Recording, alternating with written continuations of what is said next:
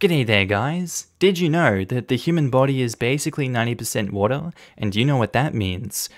We're all cucumbers with anxiety, pretty much. Welcome back to the show, it's Markee with another r/AmiTheA episode. If you love today's content, tell me what you think of it down in the comments, sit back, relax, and enjoy the show. Posted by user TWConfusedGirl25. Titled, Am I the a-hole for not correcting my stepson when he said both of his mums? On mobile, pre-pandemic. I've been a part of my stepson's life since he was 2. Now he's 5. My husband and his ex are both very involved parents and split custody equally. I don't parent him unless there's a serious issue and my partner needs help. I play more of the aunt role than a parent in his life, but I'm always there when he's staying the nights and days with his father. I usually drop him off to daycare when he's at our house, etc., and his mum or dad pick him up, depending on where he's spending the night.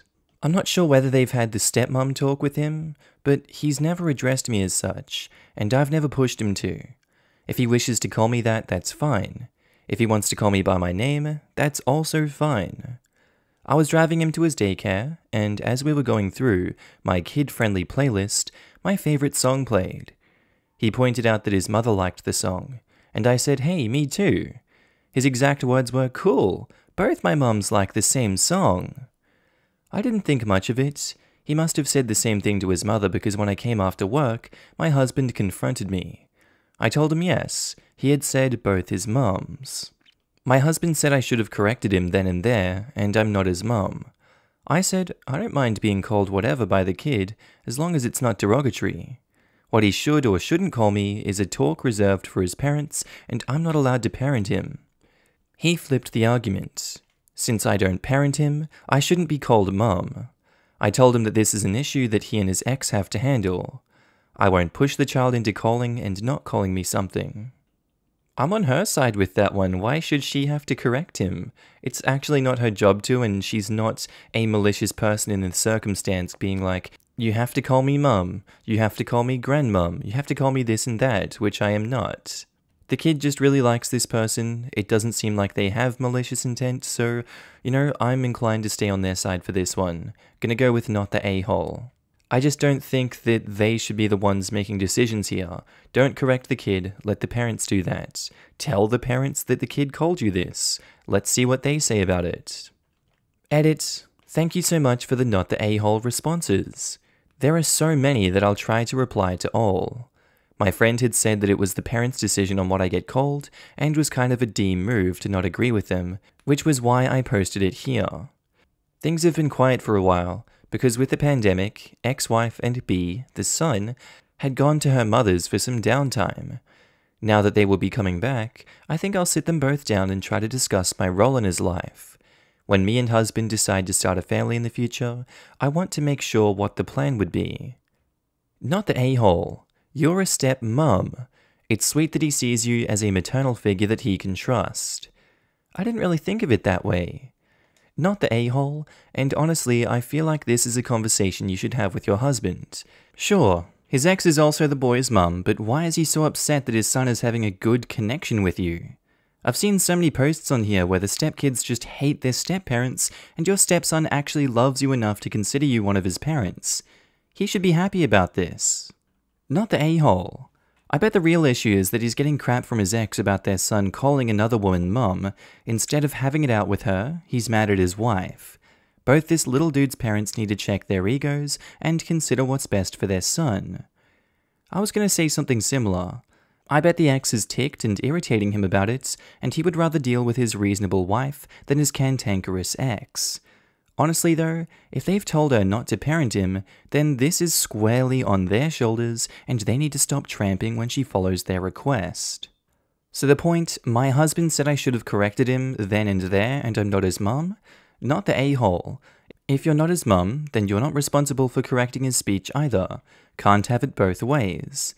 And he flipped the argument. Since I don't parent him, I shouldn't be called mum. You were taking the kid to daycare. If you're not his parent, I'm assuming your husband is paying you for this service, as you're clearly just a glorified babysitter then. Your husband wants to have his cake and eat it. You are not forcing the kid to do anything he doesn't want, but if he's happy to call you mum, what's even wrong with that? Not the a-hole. If she had corrected him, it would have been hurtful to the child. Him calling her mum was a mark of his love and respect for her. If she said, "I'm not your mum" in that instance, he would probably have felt like she was rejecting him and stomping all over those feelings. And OP replies, according to him, he already has a mum and I'm not it. Ex-wife hasn't gotten in contact with me. She keeps conversations strictly about necessary things and only to my husband. This is such a silly reason. There is no limit to the number of loving adults a kid can and should have in their life. Kid has a bonus mum, if you're okay with being called that, and that's pretty cool. Not the a-hole. Update. Am I the a-hole for not correcting my stepson when he said both my mums? It's been a while since my post, but it got so many responses that I thought I should give an update. A few days after the argument, my husband admitted that he had overreacted, especially because X had made a huge deal out of the situation, and now that he had time to think, he's happy that his son B and I get along so well. We talked about a lot of things, namely, what would happen when we have children. He agreed that it would change the dynamic of our family. He's already told me that he won't be renegotiating the custody, and that his son would be just as much a part of our lives then as he is now. I told him I understood that, but my stand on parenting would then have to change. If we parented them separately, it would only enforce the new family, old family dynamic. He agreed to sit down with his ex and talk to her. We have done a bit of family planning, and how we plan to raise the children, and whether or not those things would be applicable when B was at our home. We met his ex when she came back a few days back. Understandably, they first had a family meeting and addressed what B thinks of me. I'm really happy to say that he likes me and wants to continue hanging out. After that, we had an adult talk. It was awkward because we haven't exactly interacted before. The ex-wife admits that she may have freaked out a little. She said that it was increased by how a co-worker of hers went through a similar situation and her daughter chose the stepmom because she was cooler. I assured her that she would always be his mum and I wasn't taking her place in his life and I wouldn't undermine her. They've agreed to let B call me whatever he chooses. We haven't really set down any parenting roles, but we're taking baby steps. We're going to continue things as they are for now. We will probably have to address things as they go on. For now, we've agreed to sit down a few times a year together and be a family to be. It will be difficult because my husband and ex-wife haven't spent time together since they separated, but hopefully things will work out. For those who asked me whether my ex-wife has a boyfriend, no. She hasn't been in a serious relationship since their divorce. I don't know her well enough to say why, but I know that she does go out on dates. I think it might be because she hasn't found anyone, so as far as B is concerned, she hasn't introduced anyone to him. I think she'll understand my position a little better when she starts a serious relationship, but for now she's okay. She doesn't seek out conversations with me, but she doesn't antagonize me either, so I'll take that. I think that's all there is. Thank you for your comments. You guys really brought up some good points that I hadn't thought of before, and thankfully was able to address them before they became an issue in the future. Edit. Wow, I logged out for some time and came back to so many replies and awards. Thank you so much. You guys really helped me take a good perspective on my family. God bless you guys. Wow, grown-ass adults acting like grown-ass adults? A true rarity. Well done on developing a healthy situation for the kid. This was the best ending possible, and at the end of the day, it's B's choice who his mum and dad are. If his bio mum eventually gets into a serious relationship with a guy, B is more than within his rights to consider the new dude also a father to him. It's always the kid's choice who mum and dad are. It's also good that you guys are handling this as adults. I understand the bio mum's little freak out, but it's good that you all came together to discuss this. B is lucky to have you all be in his life. This sub is filled with stories of the same situation that didn't end so well because the adults couldn't put their feelings aside for the good of the kid. I applaud you all. It's awesome everyone is finally being mature about this, and I'm stoked for y'all's future. I will admit, When my ex started dating someone new, I had a hard time with it. It was very scary thinking another woman was going to fulfill a maternal role in my son's life. Now that we're all older and more mature, I have zero qualms. In the end, my son is so loved by his 4 parents, not stepmom and dad, 2 mums and 2 dads who love him fiercely. Now I think we've covered this one before, but there is an update, so we're covering it again.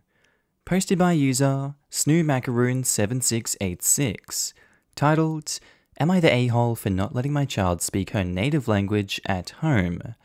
Title isn't as bad as it sounds, ha ha ha. My wife is Welsh and I am English, but if you get right down to it, we're both British anyway. She's always been kind of funny about identifying as Welsh and not British, no matter how many times I tell her they're not mutually exclusive. I'm really tired of having to put up with her extreme nationalism. First of all, she insisted that our daughter have a Welsh name, so now my family can't even pronounce it or spell it. I have to put up with jokes about my daughter's name all the time and her name getting spelled wrong all the time.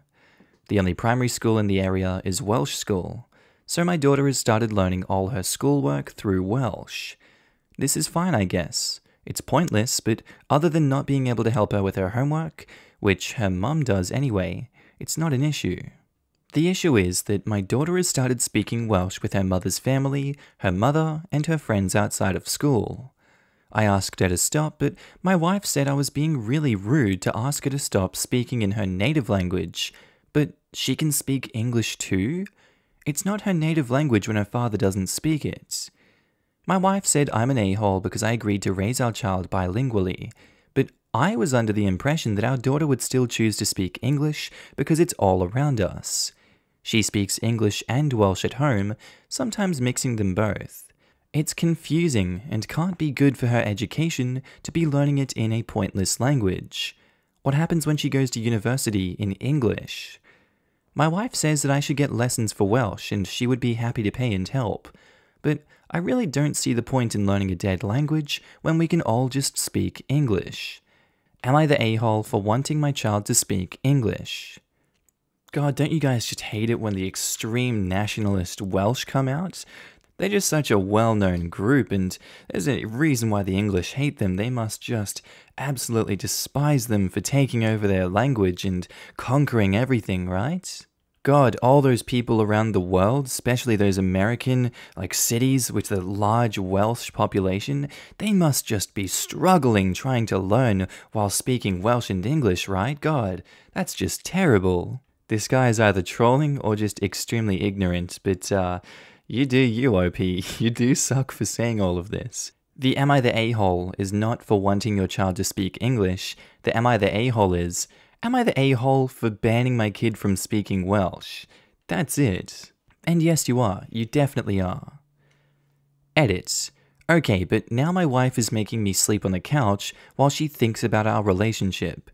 Am I still the a-hole when she's willing to disrupt our child's life because I want my child to speak a language everyone speaks? Yes. Edit. I'm okay with her learning Welsh, just not speaking it at home all the time. It's stupid having a 3-way conversation when people aren't speaking the same language, but my daughter insists on using Welsh. I can see why that would upset you. Edit. I'm going to answer questions that ask me why I married my wife. I married her because I love her. End of. Edit. Going to bed. Some comments have given me some insight and I can't ignore all the You're the a-hole posts. I thought maybe it was just the Welsh being at it again. But, well, there's more of you calling me an a-hole than there are Welsh speakers. I'll have a think and chat with my wife tomorrow. Edit. I'm having a lot of trouble sleeping, I'll be honest. Might have something to do with me being 100% an a-hole to my wife and daughter. A lot of mixed feelings. How do I explain that I still feel like I'm in the right, but know now that I'm wrong? We live in the countryside, and it's been hard with lockdown. I couldn't work, and I was surrounded by all the Welsh in my home without any English outlet of my own. I was wrong and very bitter, and used those bitter feelings against my own family. I'm going to tell my wife that I'll get Welsh lessons, and I plan on couples counseling for us so that I can properly work through my crap. I'd like to say thank you to everyone that's helped me grow up and see that my daughter was more important than my childish, selfish reasons. I was so screwed up, unwilling to learn because I was already behind, and I'd like to thank those who shared their stories of learning Welsh. Updates. Am I the a-hole for not letting my child speak her native language at home? So I posted about 2 weeks ago looking for your judgment. It took a while, but I agree with it. Some developments have happened since then, so I thought I would update. 1. I admitted to my wife I was being an a-hole and was ready to learn Welsh. I've been using Duolingo and sitting down with my daughter and wife while we do my daughter's homework. My wife still laughs whenever I say Lynelli, but here we are. 2. I showed my wife the Am I the A-hole post. She said I was a complete dip crap, but she cried and admitted she has been excluding me on purpose in the hopes that I would learn Welsh if she did it enough. I explained how it made me more resentful, and I had almost left her because of it. We're gonna go to couples therapy. 3. She told me that I need to tell Yanks who pretended that they could say Lanfair PG to Kachow Bant and Cow Didi what? They were some of the first words I learned in Welsh, so they can be yours too. 4. I sent my dad a message telling him to ask my mother if she can start pronouncing Megan the way my wife wants it. Megan likes it the Welsh way too, and faux vomited when I asked her if she liked the way my nana said it. My mother hasn't said anything, but my wife and I taught Megan to tell her, Nana, I like my name said like this when my mum says it wrong. We'll have to see where this goes, since my mum has said in the past that she won't pronounce it like a sheep-shagging pleb. I will be putting my foot down if she starts. 5. There was someone who pretended to be my wife on another post. I reported it, and it got taken down. I did not make my wife sleep on the couch that night, lol. Just some sad person creating made-up drama. And 6. My daughter and I managed to get a 5-star island on Animal Crossing. Not relevant, but we managed it this week. Have a nice day, and cheers for your help. I'm glad with this update. And you should put your foot down with your mum, as what she says is really, really rude. The mother has been warned. For the longest time, I've had my mother tramping about my wife, and my wife tramping about my mother. I now see that playing mediator was wrong. My daughter and my wife will always come first. I'm Welsh. I think you need to bring your mum down a peg or two. Sheep-shagging pleb comment really annoyed me, as it comes from when the English oppressed the Welsh. People have been convicted using that term as it is a racially aggravated term. Also, Welsh is not a dying language. Your daughter will have access to a lot of bursaries when she's older. Further to the language aspect, the English broke the Welsh language where there are 2 dialects of it. Your mother needs to realize that she's only hurting your daughter. I can't say it. I didn't see your original post at the time, but God, you were so English in it. In a bad way, sorry. I'm Irish, and we spent centuries trying to get England out of our country and to stop interfering with our language. We've never quite recovered, and Welsh is far healthier than Irish is now. It's heartbreaking. You've seen the lights, but don't be that English stereotype who tries to wipe out other cultures. Good on you for starting to learn Welsh. Posted by user Am I the A-hole Mother Edition. Titled, Am I the A-hole for sending my daughter to live with her dad? So, I have a 16-year-old daughter that I share with my ex-husband, who I share a good co-parent relationship with. My 16-year-old daughter lives with me full-time because her dad lives in a different school district and she didn't want to leave that school and prefers our neighborhood and just area in general. My younger brother also lives with us. He has Down syndrome, which comes with a few other issues, and can't really live life on his own, and when our parents died 3 years ago, he moved in with me. Lately, my daughter has been posting videos on her account on the app TikTok of her making fun of my brother. She'll record him struggling to read out loud, or just doing other things that he has issues doing. It's a pretty popular account with 10,000 followers. I found it and took her phone away, and she said, "Why does it matter if I record that R slur?" and has started being really mean to him, and ignoring everything that I say. I tried putting her in therapy so that she could talk to someone else, so maybe she feels jealous of him, but nothing has worked. I was speaking to her dad, and he brought up her living with him to get her away and changing the routine around. So, last week I told her she was going to live with her dad and stepmom, and the visitation would switch around. She freaked out and screamed about all the reasons she hated this house and told me I was choosing him over her, calling him another slur. I posted about this issue in a Down syndrome support group and got attacked for shipping my daughter off and got called a terrible mother. Am I the a-hole for essentially choosing my brother's happiness over my teenage daughter? Now just why in the hell is the Down syndrome support group supporting this ridiculous daughter? They're cool with her posting on TikTok calling him the R-word? In what universe does a Down syndrome support group support Down syndrome people being actively targeted for harassment and then having it shown to the world? I say cut them off and find better supports and kick that girl out of your house. Get her back to the dad's house. There is consequences for these actions. She's 16 years old. She definitely knows better. TikTok clout means nothing. It means absolutely nothing, especially only 10,000. It's just sad numbers. There is nothing wrong with choosing your brother's happiness over your teenage daughter. She can piss off. I don't even care about her now. That's just disgusting. Not the a-hole. I'm the parent of a child with Down syndrome, so this seriously hurts my heart. I can't even begin to imagine how I would handle this situation. I'm going to say not the a-hole. Her behavior is not acceptable on any level, and you had to take a stand. You aren't sending her to live with strangers. You are changing the living arrangements, and she is moving in with her father. Hopefully, the two of you working together can help her see that what she is doing is wrong. Not the a-hole. I agree with this 100%. Her behavior is absolutely unacceptable, and there is no way that she should be posting videos of your brother online. If her moving away to live with her father is the only way that this can get into her head, then so be it. I don't know much about TikTok or how good the content moderation is. Pretty terrible, based on some of the hashtags I've seen. But if possible, please report these videos she posted or get others to report them. I also think the mum should take the phone and make a TikTok educating the audience on why it's unacceptable to make fun of people with disabilities. After that, change the password on the account to effectively lock the daughter out of it, UFN. She can take this negative and attempt to spin it into a positive teaching moment this way. I think making a video is a terrible idea. Closing the account or flagging the videos would be a good idea.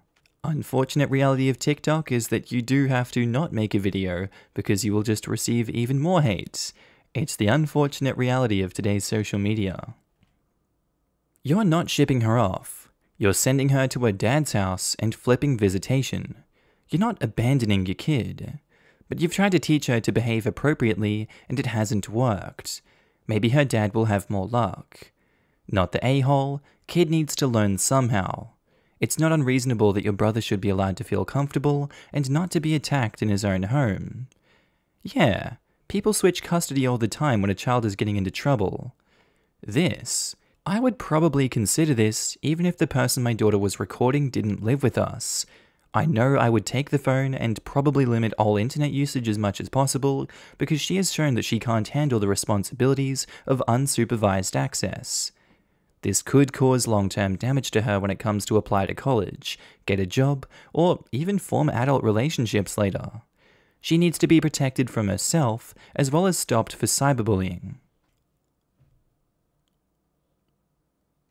Update: Am I the a-hole for sending my daughter to live with her dad? I made a post about 7 months ago about how my daughter was posting on TikTok making fun of my brother with Down syndrome, and how I sent her to live with her father. I thought I'd post an update since it got a lot of traction, and I'm sure some people were curious. My daughter and I started therapy together. It went from in-person to having a Zoom call since the pandemic happened. It was very rough at first, but we started getting somewhere after about a month. She started making TikToks about her daily life, and he just so happened to be in them because they both lived with me. Then people started watching the videos she posted with him more than the others, and it snowballed into her getting traction because of people teasing him, so she did too. I didn't watch all of her videos, I'll admit. Only a couple where she was teasing him. She has since apologized to me and makes an effort during her visits to help with him, and she started taking him places like to get food with her and just to the park. It was a rocky start, but I think therapy has helped us both. My daughter isn't a bad girl, she just got mixed in with the wrong crowd, as I would say. She stays with me about half the time and her dad half the time, so neither of us have more custody than the other. She comes and goes as she pleases. She still does therapy once a week, and I think it's helped her not just with this, but in general. Not the most exciting update, but a positive one nonetheless. But a really great one to hear. I'm happy it worked out and your daughter is taking a stronger interest in building a good relationship with your brother. Sounds like she's making a true effort to grow and become a better friend and family member to your brother. Absolutely. Therapy helps in so many ways, and I hope the stigma that some people associate with it starts to go away. As for the daughter, she has made some real steps that will help her in the rest of her life. I hope she continues on this journey of self-improvement. One thing I think is neglected is the fact that when we help ourselves, we can have such a better effect on others. In many cases, the stigma has been replaced with the cost. A lot of people in the US simply cannot afford it, and some people probably don't want to admit that and use other excuses instead of money to explain not going.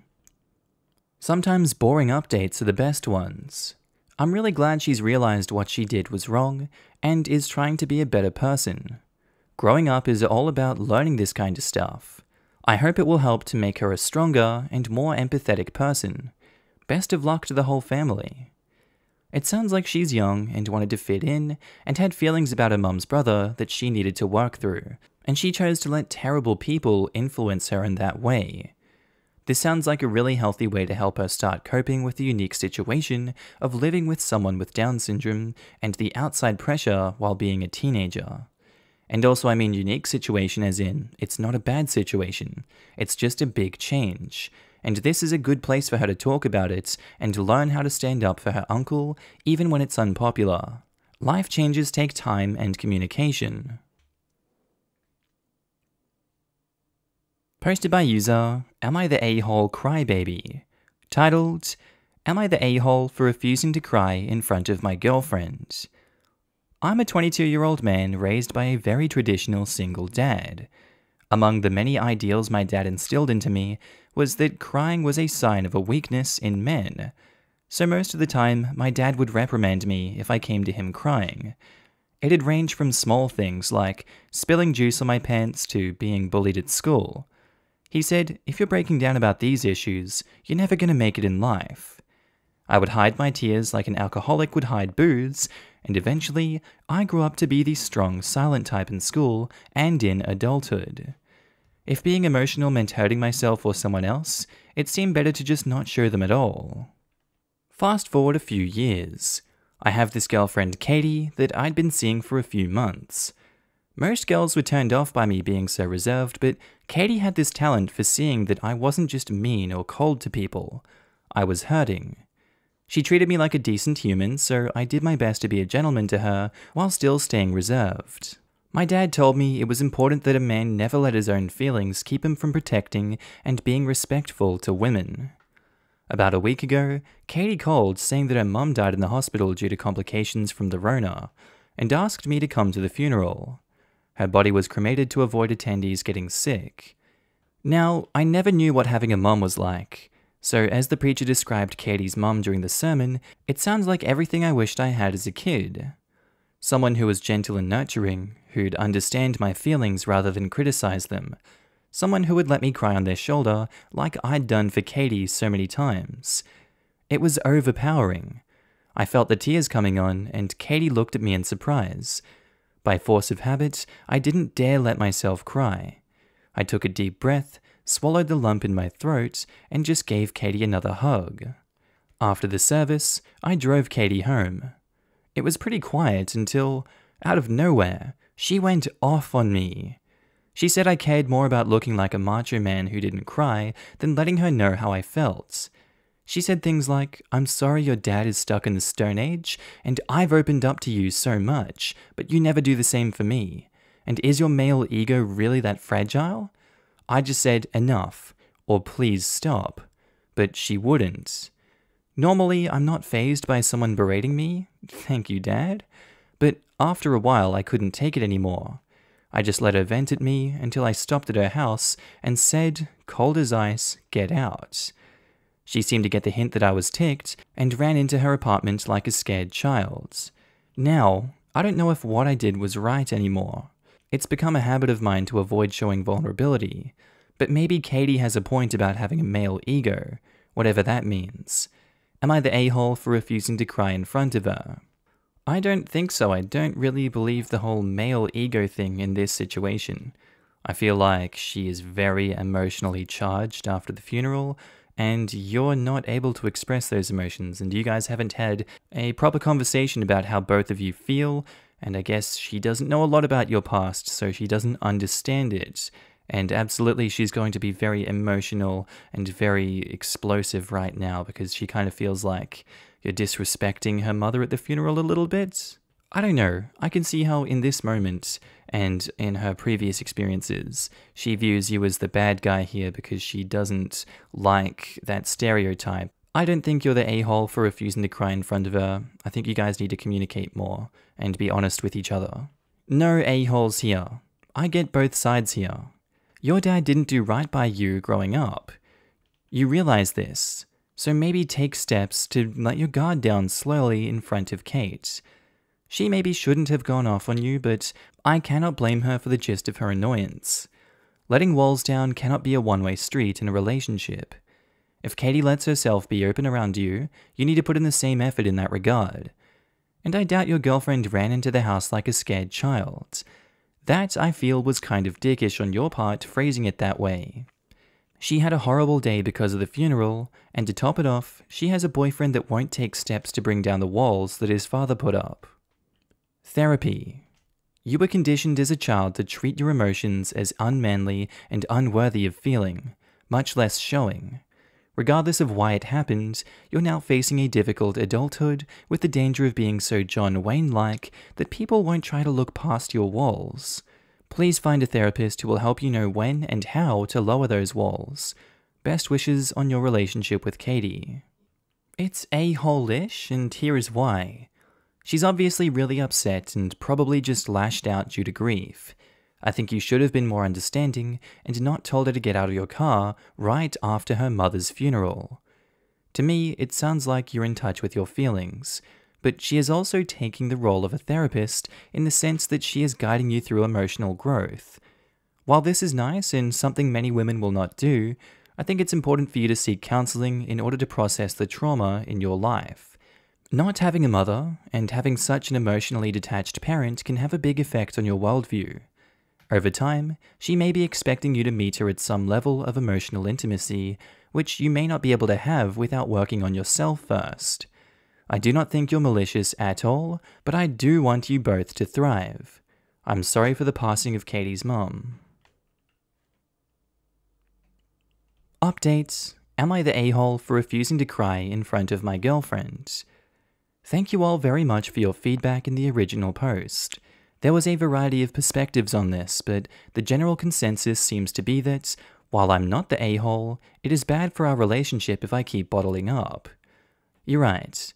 It's not fair to me or Katie if she's looking for someone to relate to, and I refuse to give that to her, especially not when she's grieving.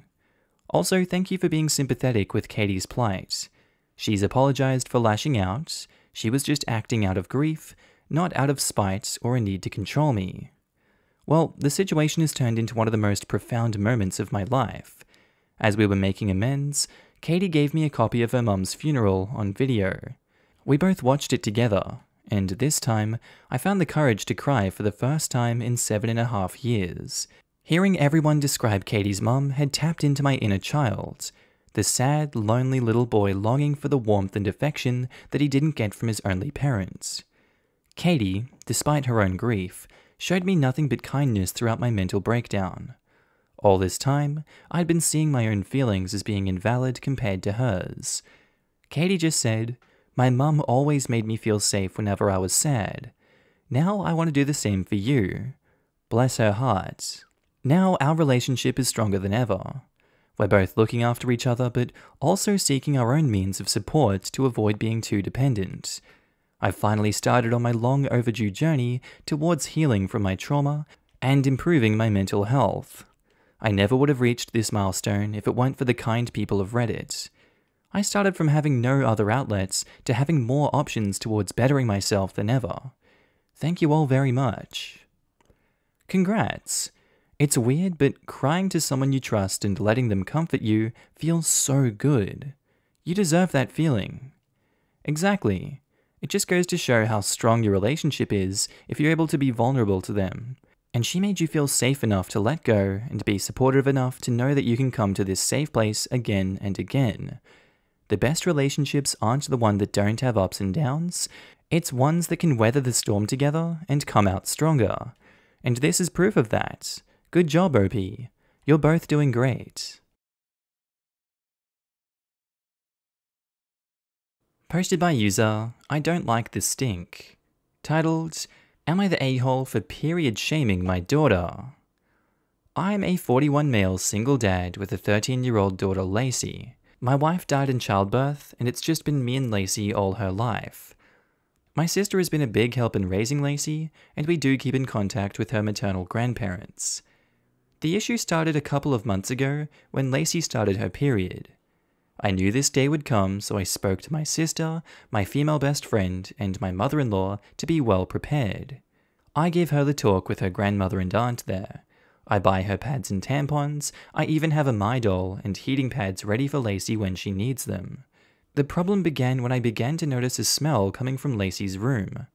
I went in to investigate and found pads and tampons openly disposed of in her wastebasket. I checked her bathroom and it was worse. She had her blood-stained undergarments in the tub. I took out her trash and did my best to get rid of the smell, but I didn't know what to do with the underwear in the tub. Later, I noticed bloodstains on the couch. It took a while of cleaning, but I got them out, and I figured that was the end of that. It happened again last month when I noticed Lacey's room was stinking again, and I saw she didn't even wash the underwear from before. The bathroom was unbearable at this point. Then, earlier this week, I saw bloodstains on the couch again. I set Lacey down and told her that she had to learn to properly dispose of her feminine hygiene products and wash her underwear as the smell was becoming too much, and to be careful of getting bloodstains on the couch or anywhere that she sits. I also noticed her sheets had a lot of bloodstains and brought this up too. I also let her know that it was okay to get blood on things as long as she washed them, and I wouldn't be upset if I saw her bloodstained items being washed. Lacey immediately blew up at me saying that periods aren't gross, and that I was period shaming, and that I needed to educate myself on menstruation. I then got texts from my sister and mother-in-law scolding me for making Lacey feel ashamed of her bodily functions. But I honestly wasn't trying to convey that periods are gross. I was trying to convey that her hygiene needed to be addressed, and that the smell was becoming unbearable. I just wanted to make sure that Lacey knew how to properly dispose of pads and tampons without it smelling, and that I wouldn't be annoyed if she washed her blood-stained items. Am I the a-hole here? Was I period shaming my daughter? No. How was you trying to help her and say, hey, it's cool if you bleed, just fix it when the problem comes because, it's natural, it's nothing to be embarrassed about? How is any of this shaming? I guess she felt shame for it happening in a sense, but he wasn't actively shaming her. I'm guessing the two family members blew up at him because the daughter gave them a different version of the story than what the reality was, so I can't particularly blame them for that, for not knowing the full story.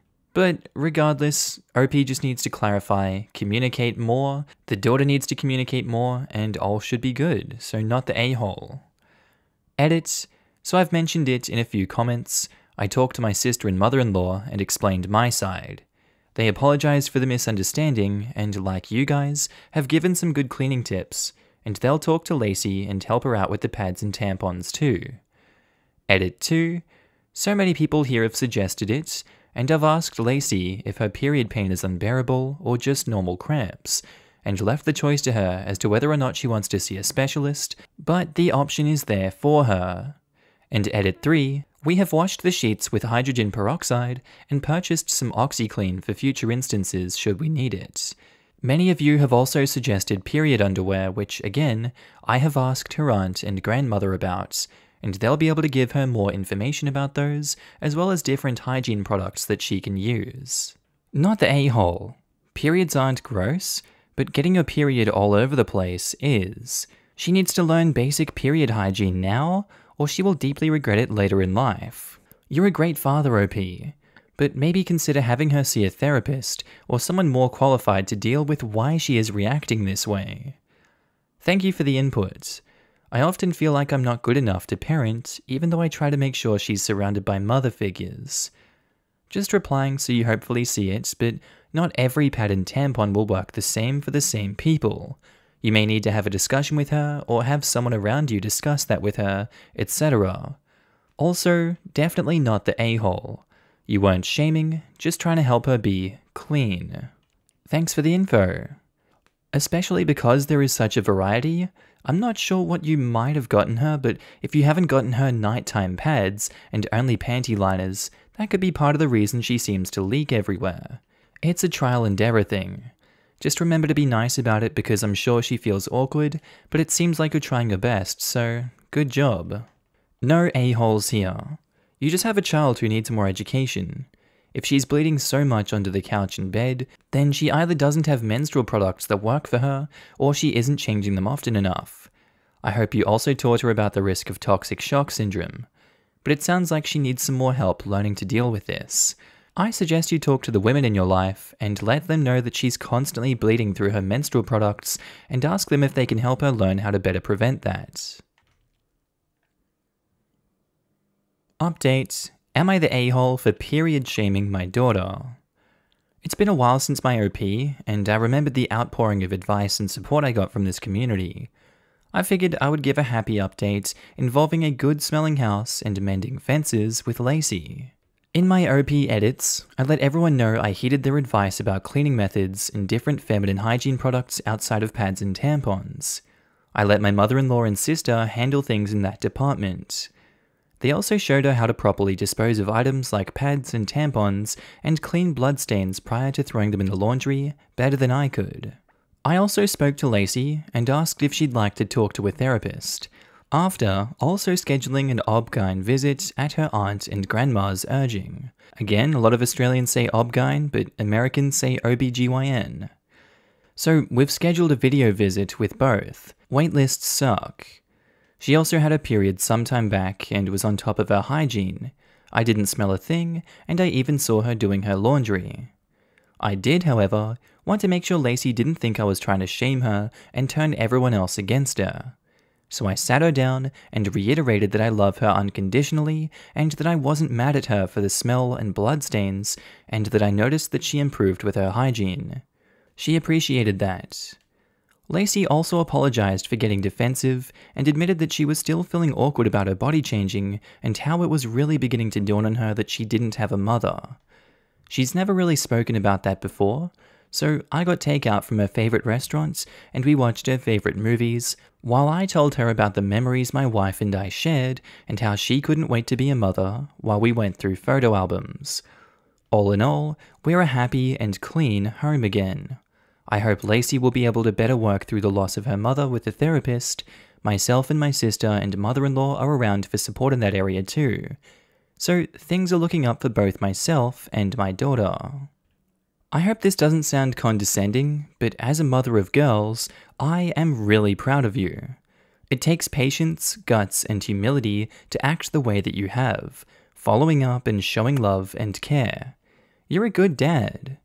Not condescending at all. Thank you for the kind words. You're setting such a great model, and if she pursues relationships with men as an adult, those guys will have a very high bar to clear to impress her. She knows what a good man is like. I'm so glad it's going well. It can't be easy for Lacey to go through this without her mother, but you are doing a great job. It's good that you seek help when you need it too, so well done. Thank you for the words of encouragement. I'm not a dad, but I just wanted you to know that I hope someday that I'm half the father you are now. You're a good man and a good father. Posted by user Missing My Girlfriend Like Crazy. Titled, Am I the a-hole for buying my girlfriend a singing bear? My girlfriend and I have been together for about 9 months. We started dating right before the pandemic, so she moved in pretty quickly. Living with my girlfriend was amazing. I grew up in a house where everyone was very cold to each other, while my girlfriend is affectionate and takes care of me in ways I never knew possible. She lost her job due to the pandemic and went into being a full-time homemaker. She does all the cooking and cleaning since I pay bills. Before you call me lazy, she doesn't like it when I cook or did chores. And because I make good money, I like to buy her gifts. It's usually something small, but it became a daily ritual for me after work to stop at Walmart or the dollar store and buy her a small gift. She loved it. Before I get into why the bear made her so mad, here's context. My girlfriend is black, and the bear I got her had a button that you push to make it sing, and the song was Jungle Love. I thought it was funny, but my girlfriend lost her mind. She accused me of seeing her as these horrible things that I don't want to repeat, and I kept trying to tell her I didn't mean it that way. I love her like crazy, and think she's better than me in every way, and why would I be dating a black woman if I was racist? But she kept insisting I needed to apologize for my casual racism, so I finally just got fed up and said yes, I'm sorry I've brought you so many gifts that I slipped up on one. She ran upstairs crying and called her brother to pick her up. She was at his place for the rest of the day, and thankfully he managed to calm her down, but she refused to come home until I sent her a video of me dropping the bear in the fireplace. I told her I'm fine throwing out the bear, but I'm not going to turn on my fireplace in the middle of summer and record a stupid video. Also, I feel like a bear stuffed with electronic components burning in my living room is a bad idea. I already threw the damn thing in the dumpster, but she insists that if I really loved her, I'd go pull it out of the dumpster and burn it. We argued back and forth for several minutes before she hung up. I texted her brother, asking him to talk some sense into her, and he just texted me back, I ain't gonna defend your idiot ass anymore, just take the L and get lost already. I tried to call him, but he blocked me. So now I'm wondering if I should have just burnt the stupid bear to make my girlfriend happy. It's still sitting in the dumpster outside. It's not like it's too late, but how would I send her a video if she blocked me? It's killing me how much I miss her. If I knew she'd react this badly, I never would have gotten the bear. I tried apologizing, but that wasn't good enough. She wanted me to perform some weird ritual instead. Now I wish I'd just done the weird ritual, but I'm still not sure I deserved this kind of reaction for buying her a bear that sings. I understand I could have handled the fallout better, but am I really the a-hole for buying my girlfriend a singing bear? I looked up the history of Jungle Love and then everything that accuses it of racism, and I've got to say there are very strong arguments saying that it was racist in undertones. I didn't even know that Jungle Love was a song before now, so I can't really give a judgment on this one because I don't actually know myself. I'm gonna say based on her reaction and OP's unwillingness to just burn the damn bear, like it's not that hard. You can just burn the bear and, you know, apologize and not repeat these racist actions again. Why were you so unwilling to do that? That puts you in a-hole territory to me. It's clear that you deeply offended her, and now you've also offended her family, i.e. her brother. I don't know where you go from here, OP, but you're definitely the a-hole. Yeah, man. This is straight casual racism. It's dehumanizing because those tropes of jungle fever and jungle love literally equate black people to apes and other animals. Instead of realizing this, you doubled down and didn't even apologize. You're the a-hole. Is it weird to anyone else that this guy also told her that she's better than me in every way? Also, your apology sucked, dude. The part that makes me think that there's a bit more to the fact is that the brother blocked him? I don't mean a big, huge iceberg under the water. I was just wondering how obnoxious OP was being that this guy originally defended him and then decided F it and blocked him. Heads up for the future, sarcastic apologies are a really, really, really bad idea. It shows contempt for the other person, and you're basically sneering at her attempts to explain. The fact that you apparently sincerely consider this to be an apology, well, also, dude, racists have been sleeping with people they consider subhuman for all of history.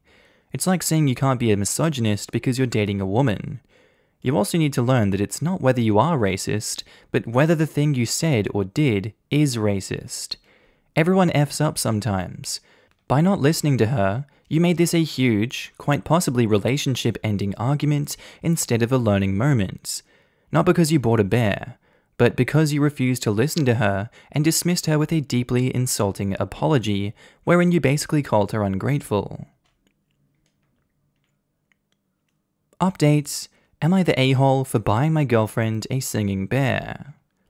Well, I just came here to tell you guys that I set things right with my girlfriend and burned this stupid bear like she wanted me to. I sent the video to some mutual friends who then sent it to her, so she unblocked me and called me.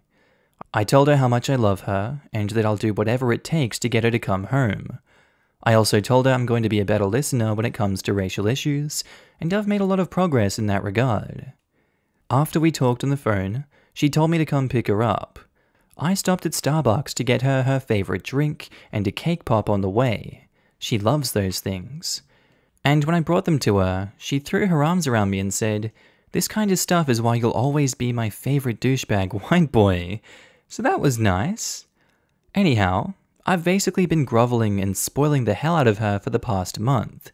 She still won't let me cook or do chores, so I watched some tutorials on giving massages and started doing that every night when I get home from work. Her daily gifts are also more thoughtful than normal, and last weekend I converted the attic into a library for her, something she's always wanted, but I originally said no because I used the attic for storage. So I had to do quite a bit of finagling, but I made it work because she's worth the trouble. So now she has a cozy spot to read her books. I'm still waiting on the beanbag chairs to come in, but it's almost finished. I just want to say thanks to the people who pointed out how dense I was being. My girlfriend is the love of my life, I want to marry her and have kids with her, and I'm glad that the internet was here to tell me to stop being a stubborn idiot and to start being more understanding of her perspective. Thanks for kicking me in the ass, Reddit. I may not deserve my girlfriend, but I did deserve to be called an a-hole. I'm gonna be better from now on. Dude, I'm proud of you. Instead of saying, "screw all of y'all" to us, you thought, learned, and fixed it. You swallowed pride, something every human has no matter how little, and admitted that you messed up. Not many people can do it as well as you had. What's most impressive is you chose to put love over pride. It takes a big man to admit when he's wrong, take responsibility, and make amends. Tips hat to ya. Honestly, the library thing was the best post of the post. I don't understand the need to buy her something every day, but taking a part of your home and making it hers is so kind and heartfelt. Doing things like this is so much better than a store-bought item any day. Unlearning casual racism is a lifelong journey, and we all F up from time to time. I'm glad you're willing to keep learning, man. And good job, OP. And your girlfriend is a gracious woman. You sound like you like to give and do a lot, and that is wonderful. Your post is a lot about what you've done for her, and a lot less about how she's responded. Maybe that's because of privacy, but just don't forget while you're in the swing of doing lots of generous things, to take the time to devote attention and consideration to what she thinks and how she feels. Yeah, everything about OP's way of relating to his girlfriend strikes me as weird. It's like children playing house. They've been together for only 9 months. She moved in after only 3, she's now a full-time homemaker while he pays the bills, he remodels his house for her, and buys her a gift every day. But he only talks about what he does for her, and his first reaction when she tells him he's being racist is to mention how many gifts he's given her. This looks a lot like love bombing, and I'd be willing to bet it's going to spectacularly crash and burn. Posted by user Dictionary Candy, titled, "Am I the a-hole for not giving my friend's dog back unless she pays me for it?" Characters are me, my friend, Camu's owner, Cindy, and the dog Camu. Background: a year ago, my 30 female friend, 30 female, was going to Europe for a couple of weeks on a vacation. She asked me to dog sit her dog, Camu, who I adored, so I said I would do it for free. However, at the end of the 2 weeks, she called me telling me that she was staying in Europe. She had met someone there, and she wouldn't answer any questions about when she would be back. I texted her with questions about what to do with Camu because the food she gave me was almost out. I didn't get a reply. The story. Last week, Cindy came back and said she wanted Camu back. Apparently her boyfriend broke up with her because she cheated, so I didn't have much sympathy. I told her no. The deal was for a couple of weeks, and it's been a year, and I feel like Camu is my dog now. We've bonded a lot, and she left for a year with no explanation, and I had gotten attached to her. She threatened to sue me, which she can because Camu is still legally hers. I told her she could have Camu back if she paid me for her. I calculated the cost of keeping her for a year, minus the 2 weeks at the beginning when I said it would be free. The cost of food, grooming, and vet bills came to about $2,500, but I've also been taking care of her. I charged her the pet sitter rates that I've seen, but on the lower ends, and it came to $10,000. I told her that she could have Camu if she gave me the $10,000. I'm not even adding the other $2,500, and now she's calling me an a-hole. Her lawyer said that they'd see me in court, and I've hired a lawyer who said I'm in the clear. But now I'm wondering if I'm being an a-hole. Camu is Cindy's dog after all, and in the beginning I did say I would pet sit for free. Reddit, am I the a-hole? I have no clue about this situation, but she's an a-hole for disappearing and not saying anything about the dog. She just straight up abandons the dog. She's basically, in my mind, she's signed over any claim that she has to this dog when she abandoned it. Now she wants it back after a year of abandoning the dog? Would we say the same about abandoning a kid? You know, like, oh, I want my kid back now that I've come back from overseas for a year. I see them being similar, but not exactly the same. But I wouldn't give a dog back if I'd owned it for a year, no way. You abandoned the poor thing. He's got a better family here that won't run away from him. So I'm gonna say not the a-hole. Edit, thanks for all the advice. I didn't know that there were laws about this. I assumed Cindy would still be the legal owner, as she never signed over the papers. Not the a-hole, that's not pet sitting. She abandoned her dog and you became its caretaker. Best of luck in court. Jumping on the top comment just to say not the a-hole, but please don't give the dog back to someone who can abandon her so easily. I can't imagine just leaving my dogs in a different country. If you've bonded with the dog, and you've been taking good care of it, like it seems, then please keep the dog. She loved her new guy more than the dog, and loved cheating on her new guy more than she loved her new guy. So by the transitive property, she loved being a dog more than she loved her dog, by enough of a margin to abandon the latter and not care about what happened to him. Cindy's not the owner of the dog any longer, she's just a dog now. Not the a-hole. I'm no lawyer, but regular people logic says she abandoned it, and you, having paid for all of its needs, have become the rightful owner.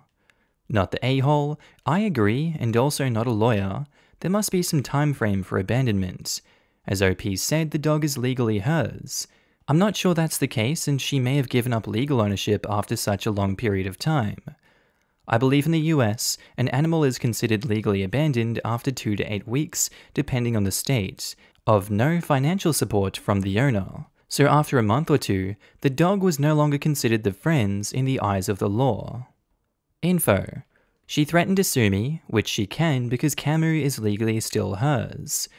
Technically, if the original agreement was for 2 weeks and she ignored your entreaties for a year, then no, Camu is abandoned property. Dogs aren't children, even though it often feels that way. They are legally considered chattel, and the same law applies to them as a horse or a pig. She surrendered ownership, and then she failed to respond to your outreach, especially for a year. I would try to work this one out equitably, and if the issue is money, return Camu, then exercise your right to sue and expect to win for recompensation for the cost of caring for Camu. If you are truly bonded with Camu and the money isn't the issue, then let the court decide. But don't blackmail her. It'll distract the ultimate verdict. Good to know. Thank you. I will look into the laws regarding this for my state. Updates. Am I the a-hole for not giving my friend's dog back unless she pays me for it? Cindy's cousin is her lawyer, and he told her that it would take several months until the case would get seen, and she responded that that was way too long and I could just keep the damn dog. I believe her change of heart was somewhat motivated by the fact she's met a new boyfriend and doesn't really have time to take care of Camo anymore. But Camo is staying with me, which is all I wanted. Thank you guys so much for helping me realize that Cindy abandoned Camo and to not feel bad about keeping her. That's certainly easier than a court case. However, 1. Make sure you get documentation of the conversation, screenshot, whatever. Send an email confirming if it was verbal, just confirming that you are relinquishing Camo to me. 2. Make sure vet records are in your name. Document all your costs. And 3. Change any registrations to your name or get new ones. And congratulations, Camo is a cutie. And also, get his microchip updated. Sheesh. She sounds like someone who shouldn't get a pet at all, since she ditches them every time she finds a man. Camo sounds like he or she would be much happier and well cared for with you. I'm glad this had a happy ending. Enjoy your official new pet. Right? I can't even imagine. Our dog has been staying with my in-laws this week. Their vet is about 1/3 the cost to get her spayed because they live in a rural area. And I'm literally counting down the hours until we go get her on Saturday. Posted by user, Am I the a-hole Will? Titled, Would I be the a-hole for sucking up to my racist POS grandpa to get his inheritance? My grandpa is a jerk. He has a swastika tattoo on his right shoulder. He hates my dad because he's not good enough for my mum, he's black, and because he's a stay-at-home dad. He disowned my mum for marrying a monkey. The only member of the family he likes is me because I'm his only legitimate heir since I am white. I hate my grandpa. When I was younger and he used to visit, he would always spout some anti-black or anti-Jew or anti-Mexican propaganda. He would also loudly say how much he hated my monkey dad. However, he is a rich jerk. I don't know exactly how much money he has, but he lives like a king. Since he disowned my parents, not a cent of the money found its way to us. We are poor. He just got diagnosed with cancer, and he will die in 9 months. I want to say good riddance, and the world is a better place. However, he announced that he is writing his will, and I want to be on it. My plan is to visit him in the hospital every day until he dies. I will listen to his stupid worldviews and racist comments. I will agree with him and express my own hate. This will be a lie, of course. I will talk BS about white supremacy, etc. Then, I'll be in his will and inherit a ton of money, which will pay for my college. I'll also give some to my parents. My mum is all for it, but my dad is against it, saying that he doesn't want me to be around that POS. Tell me, Reddit, would I be the a-hole if I sucked up to my arsehat grand sperm donor to get into his will? Edit, if I get the money, I will give 25% to charities, 25% to my dad, 25% for my mum, and 25% to me to help pay for college. Edit, I have white skin, so I pass as white. I believe that is what my grand sperm donor means. Personally, I don't think you're an a-hole for doing it, and putting that money to charity is a very good idea, as well as sharing it with your parents, who it was never going to go to, and I feel like that's ridiculously unfair. Not the a-hole. Edit, I have taken your advice and talked to my dad about it more. I explained that I only wanted the money to improve our quality of life. He's not quite convinced, but he's warming up to it, especially when he found out that I'd want to find some way to donate some money to charity. I've decided that I won't suck up to my grand sperm donor without my dad's blessing, and if I get the money, we will decide how to use it as a family. I'll post an update once we decide what to do. Not the a-hole. Go for it and earn some money. Yeah, he's a piece of crap, but it's totally worth being around him every now and then for a slice of the pie. Pulling a con job on a dying racist a-hole for money is totally fair game if he's family. Go for it. Especially since OP will be giving 25% to charities. Imagine old Gramps spinning in his grave if his money makes it into the NAACP or some other charity geared towards helping minorities and or fighting discrimination. I mean, yes, you're the a-hole, but please be Machiavellian about this. Get the inheritance and don't pee it away. As a final act of revenge, donate some money to a couple of charities that help minorities in his name. Doesn't even have to be a large amount. I don't have a judgment on this, but I would be careful about your father's feelings. He's already had to put up with so much from that man that I imagine watching his son buddy up to the guy and pretend to be racist could be pretty heart-wrenching. The money isn't worth it if it hurts someone that you care about, but it's just my thoughts. This should be higher up. What a thoughtful comment. I'm all for screwing the older guy over, but in the end, the people you love are what matters most. I wish this was higher up. OP, your father is probably imagining the things you'll have to say about him or smile and nod along to about him. He's probably remembering things he's heard your grandfather say and imagining them coming out of your mouth.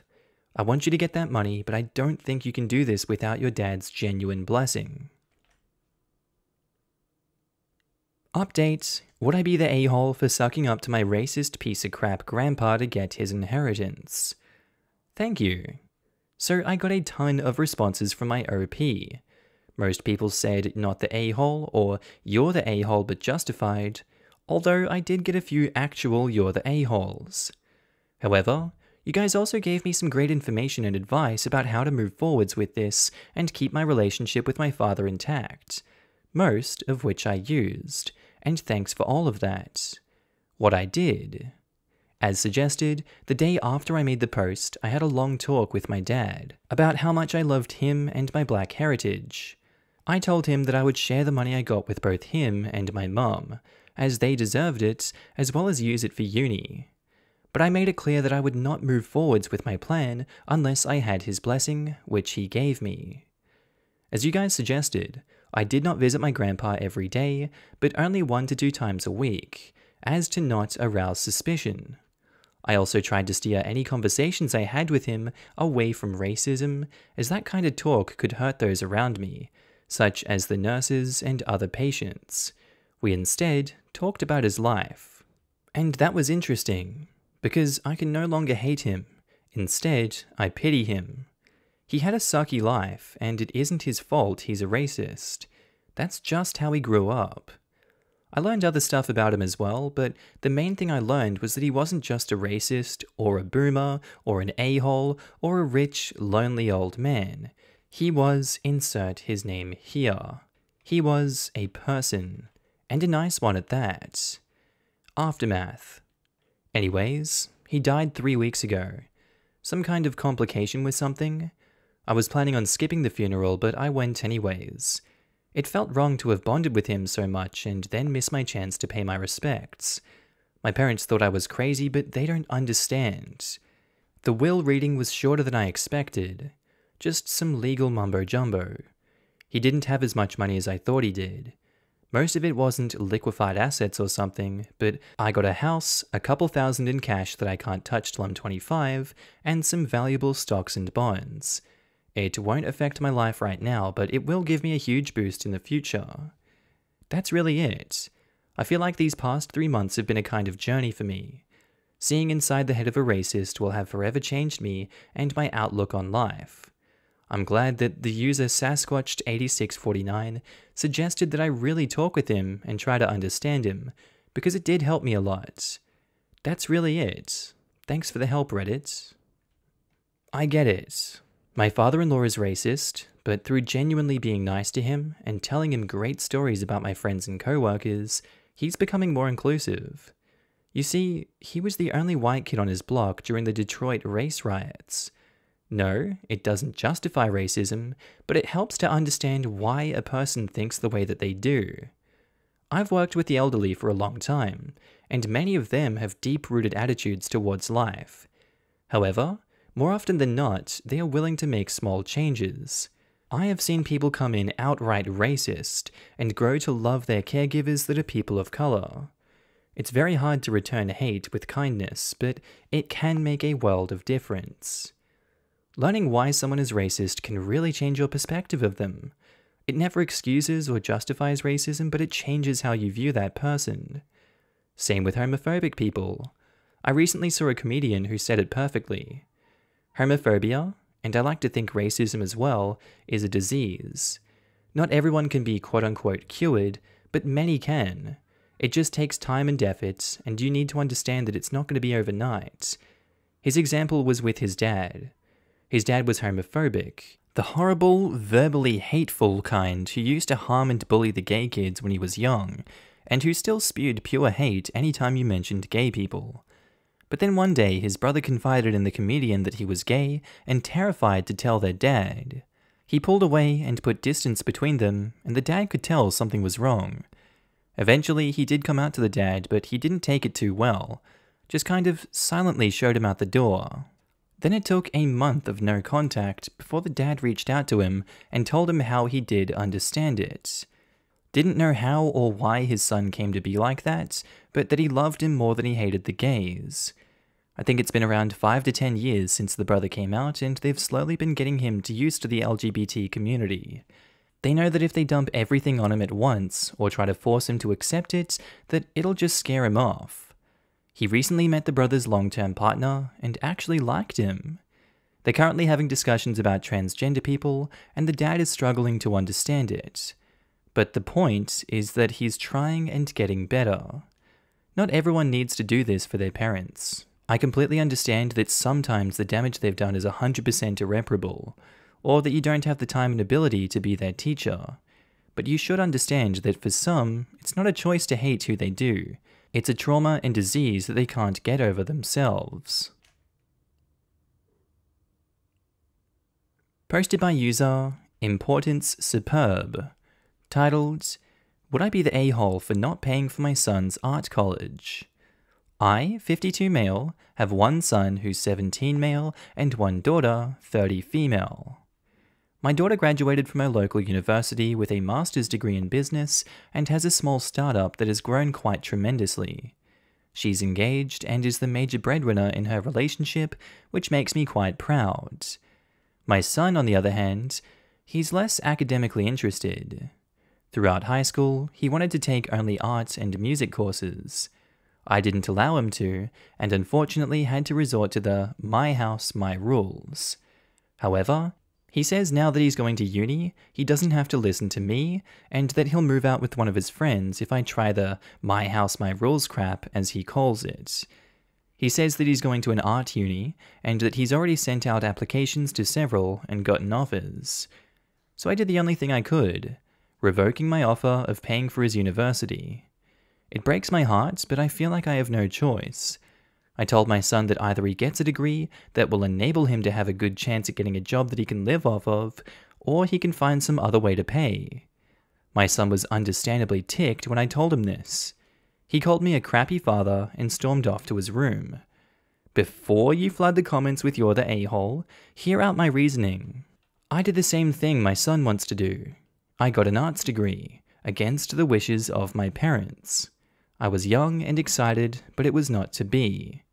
Art and music weren't paying my bills, and I got into astronomical debt. Then I was evicted from my apartment, and I was homeless for a year. I had to drag myself back to my parents and beg them to pay for me to go to uni again, this time to get a business degree. I got one, graduated again, and got an office job, and worked hard until I got promotions. Then I met my late wife, and we had the kids. So you see, I just don't want my son to make the same mistakes I did. I want him to be able to hold his head high, knowing that he can pay his own way and start a family if he so pleases. I don't want to be controlling, but he needs to put his head on straight and do what's best for him. So Reddit's, am I the a-hole for this?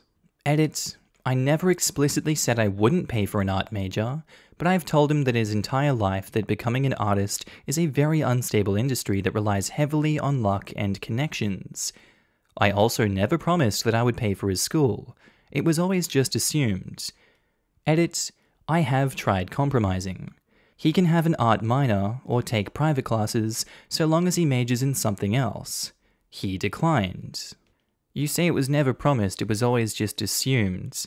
I guess you haven't really communicated with this guy properly. because that would be a huge letdown also, knowing that you're going to start off at a massive disadvantage, when there never really seemed to be a problem with it before I've decided to just make this decision now. Your house, your rules with what he does in school, but why do you get to decide that now that he wants to go to university? People learn from their mistakes, and perhaps him going to university to do an arts major isn't a mistake, and you're holding him back from doing that. Just because it failed for you doesn't mean it's going to fail for him per se.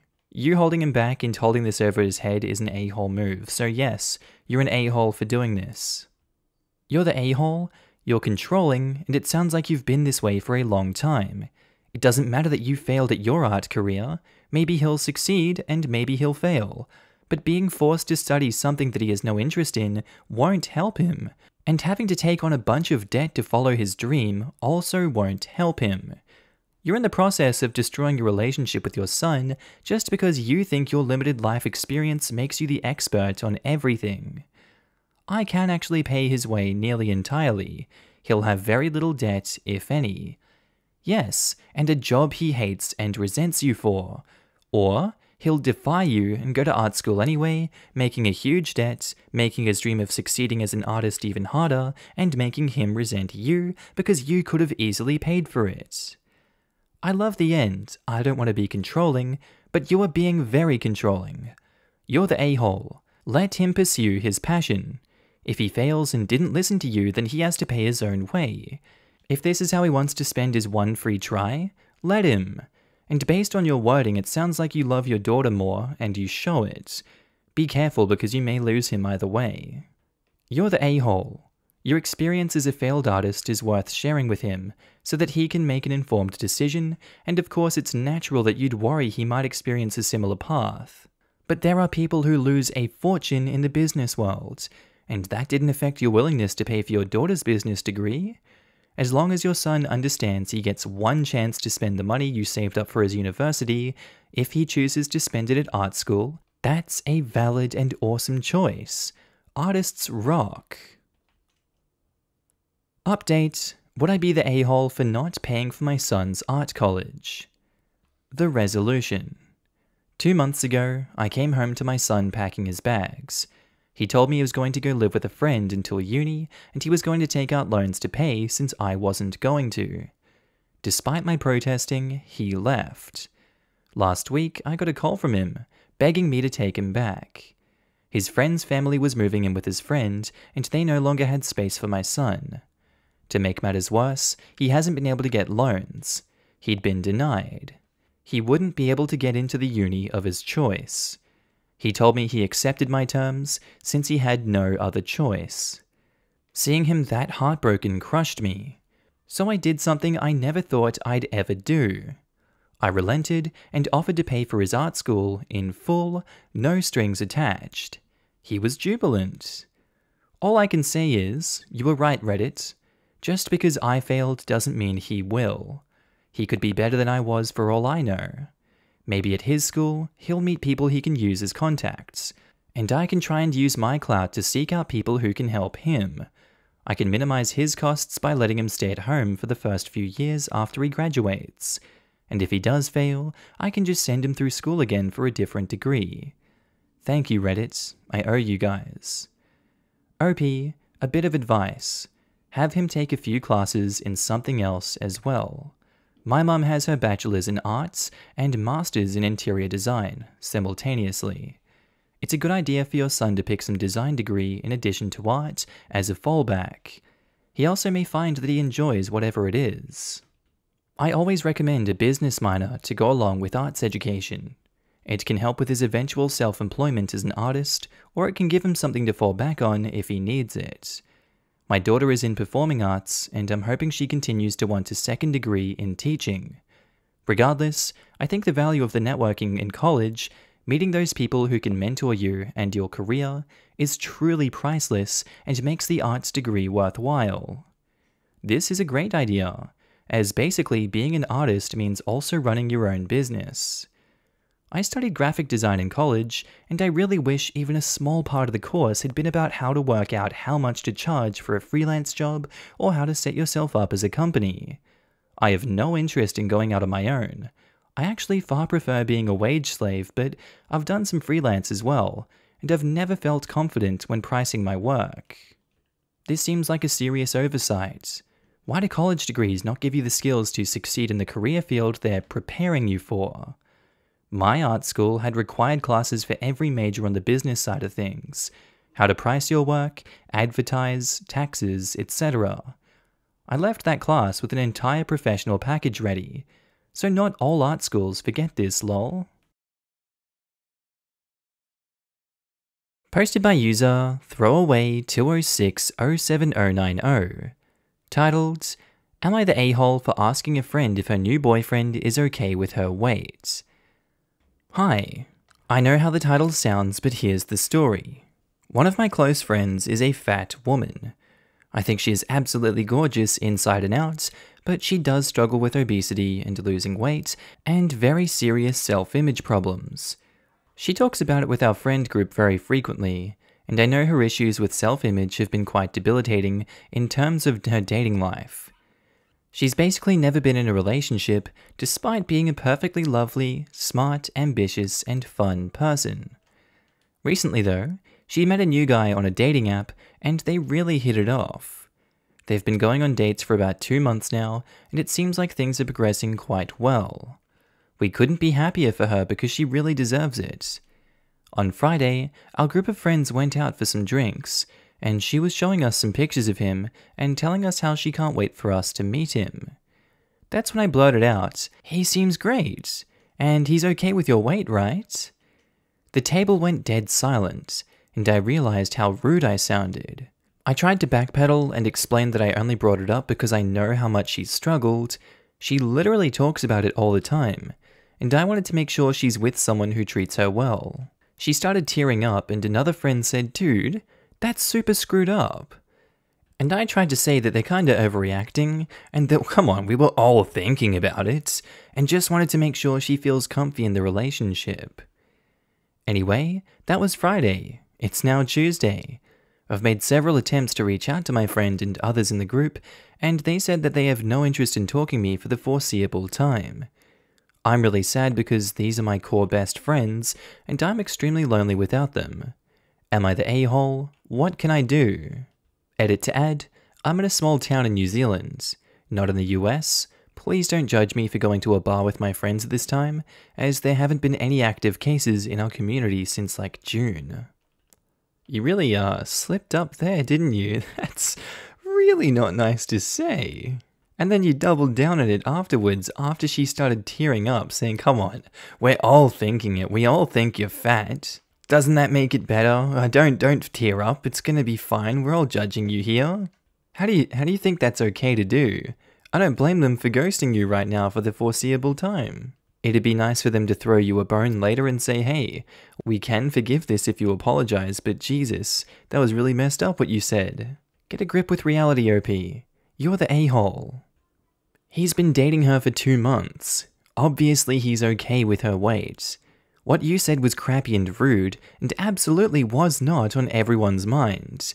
Instead of backpedaling, apologize, sincerely and with no justifications. Oh sure, look, I realize how rude I sounded and then inexplicably decided to double down and be twice as rude to my close friend for no real reason. I was just so surprised that overweight people can be found attractive by others. Isn't that crazy? But we're all thinking it, I assure you. Seriously, you're the a-hole, OP.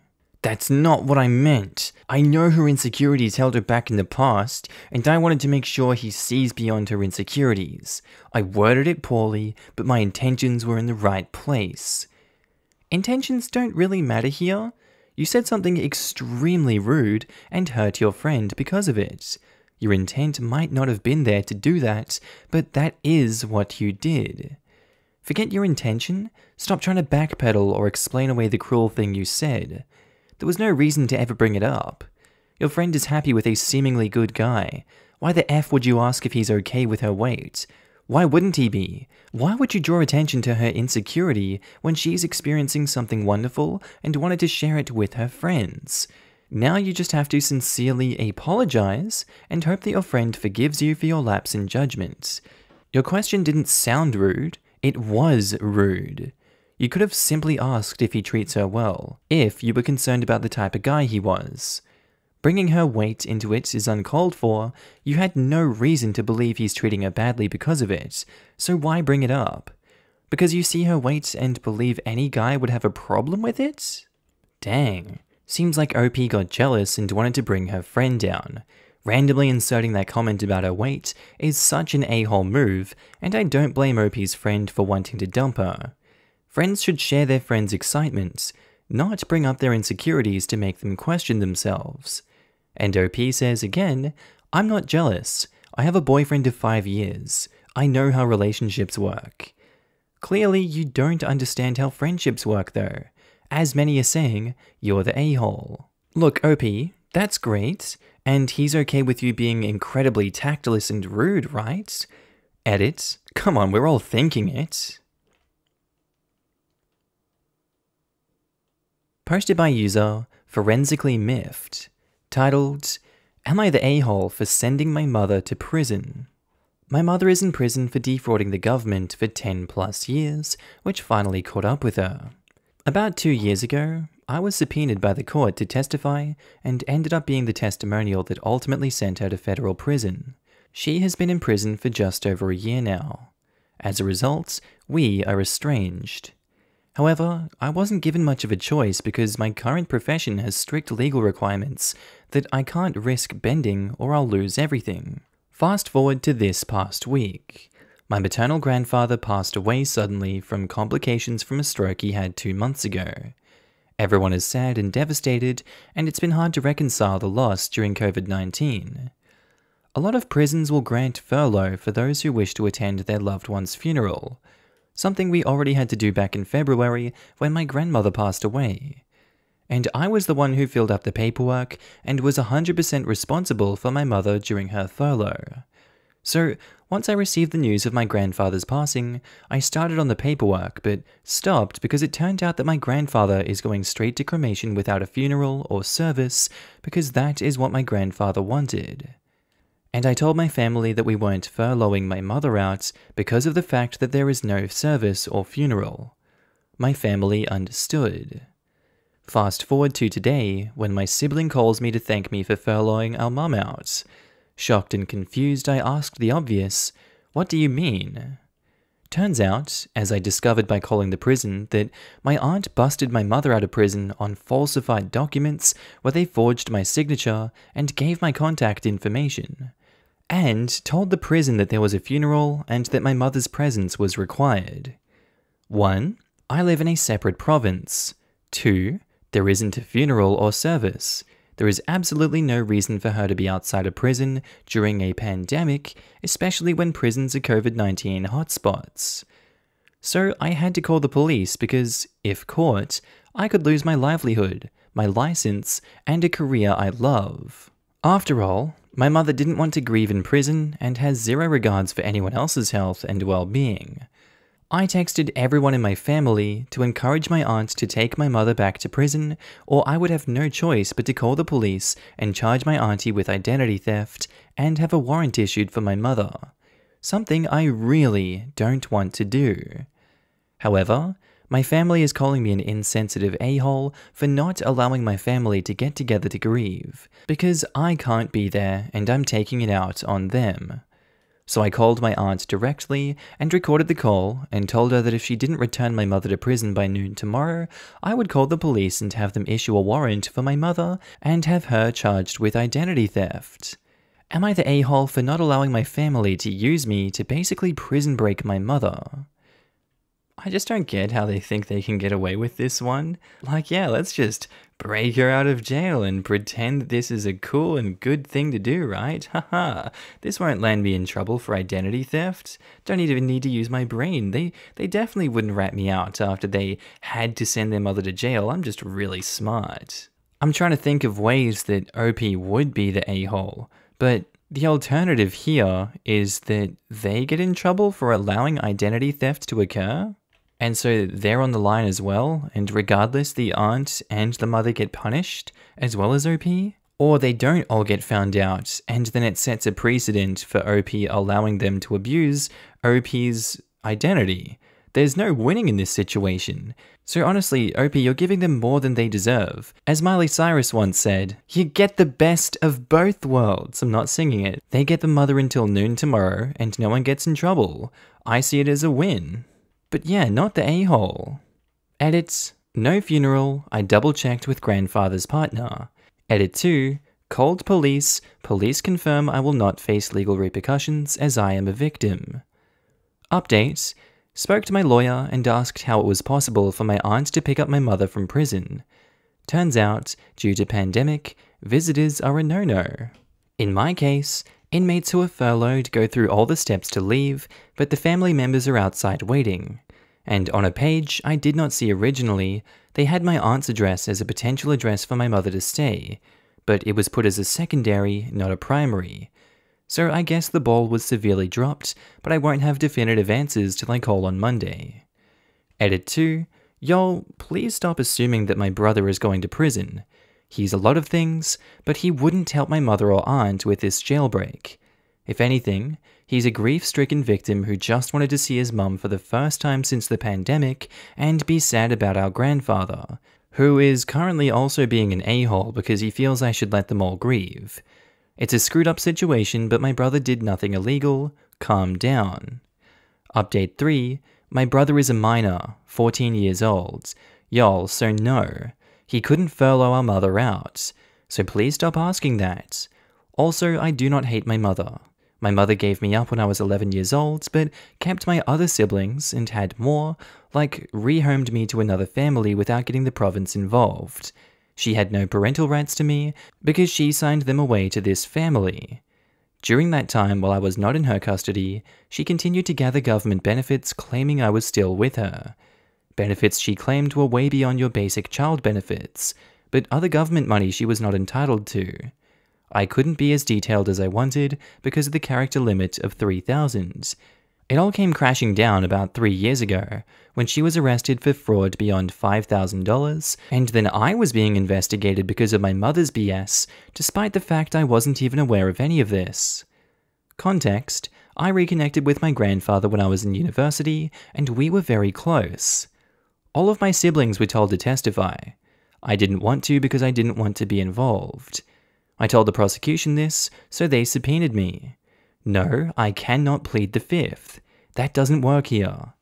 Secondly, after many conversations I had with my own legal representation at the time, it was best that I testified, so I did.